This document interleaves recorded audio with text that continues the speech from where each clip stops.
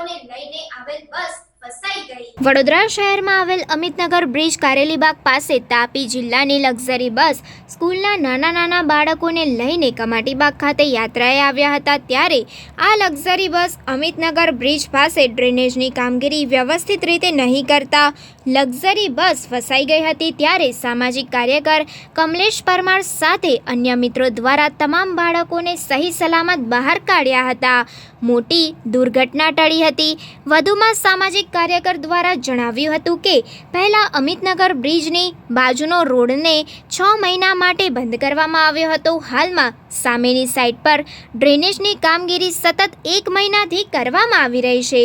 નાગરિકોને હેરાનગતિ કરવાનું ષડયંત્ર કરવામાં આવી રહ્યું હોય તેમ સામાજિક કાર્યકર કમલેશ પરમાર દ્વારા આક્ષેપ કરવામાં આવ્યો હતો। કોન્ટ્રાક્ટર દ્વારા ગોકળગાય ગતિએ કામગીરી કરવામાં આવી રહી છે। ડ્રેનેજની કામગીરી માટે ઇજારો જે તે કોન્ટ્રાક્ટરને આપવામાં આવ્યો છે, ત્યારે કોર્પોરેશનના કર્મચારીઓ કેમ કામગીરી કરી રહ્યા છે? સાથે હાલમાં રોડના પેચવર્કની કામગીરી હાથ ધરવામાં આવી છે, ત્યારે બીજી બાજુ મોટી તિરાડ રોડ ઉપર જોવા મળે છે। ત્યારે સામાજિક કાર્યકર કમલેશ પરમાર દ્વારા મ્યુનિસિપલ કમિશનર, મેયર, ચેરમેનને અપીલ કરવામાં આવી હતી કે આવા કોન્ટ્રાક્ટરો પર વિજિલન્સ તપાસ કરવામાં આવે, ત્યારબાદ બિલ પાસ કરવામાં આવે, જેથી વડોદરા શહેર ફરીથી ખડોદરા નગરી ન બને તે માટે તંત્રનું ધ્યાન દોર્યું હતું। સાથે ટ્રાફિક પોલીસ દ્વારા જાગૃતિ અભિયાન ચલાવવામાં આવે છે।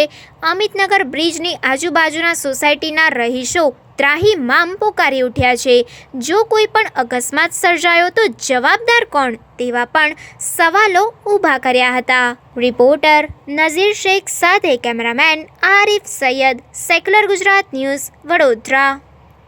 વડોદરા શહેરમાં આવેલ જે અમિતનગર બ્રિજ પાસે જે ગઈકાલે મીડિયાના માધ્યમથી અમે જે ઉજાગર કર્યું હતું કે જે આ જગ્યા ઉપર જે ડ્રેનેજની કામગીરી ચાલુ છે, આની અંદર કંઈક ને કંઈક મસ્ત મોટો ભ્રષ્ટાચાર થયો છે।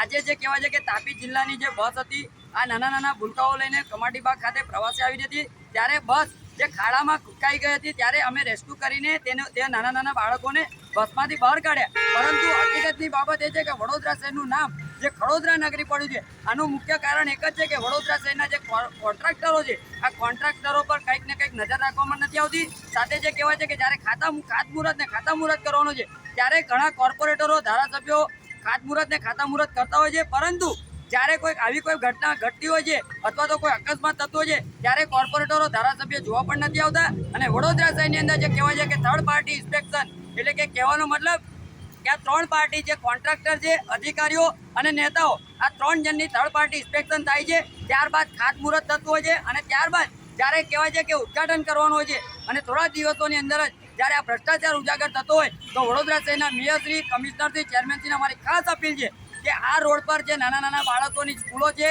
ટ્યુશન ક્લાસીસ છે, સાથે જે મેડિકલ સ્ટોરો છે, એટલે ખાસ કરીને આ ડ્રેનેજની કામગીરી થઈ છે, એની અંદર જો કદાચ કોઈ ભ્રષ્ટાચાર હોય તો ચોક્કસથી આવા કોન્ટ્રાક્ટરોને બ્લેકલિસ્ટ કરવા જોઈએ, એવી અમારી ખાસ માંગણી છે।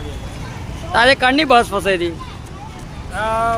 હવે તાપી જિલ્લાથી આવીને કમાટીબાગ ગયા, ત્યાંથી અમદાવાદ જવા નીકળ્યા, ત્યારે આ રસ્તામાં ગ્રાવલ નાખેલો, એના પર ફસાઈ ગઈ। તાર રોડ વિશે તમે શું કહેશો? રોડ વિશે તો સિટીની અંદર એટલે સારો રહેવો જોઈએ।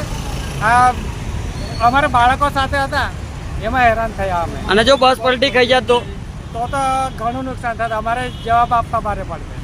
તો સરકારને શું કહેશો અને કોર્પોરેશનને? બેદરકારી, કોર્પોરેશનની બેદરકારી કહેવાય કે જે આટલું બધું ટ્રાફિક 24 કલાક ચાલતો હોય કે આવો રસ્તો ન ચાલે। શું નામ છે સાહેબ? મારું નામ નારાયણભાઈ બાબુભાઈ। સમાચારોની અવનવી અપડેટ્સ માટે જોતા રહો સેક્યુલર ગુજરાત ન્યૂઝ।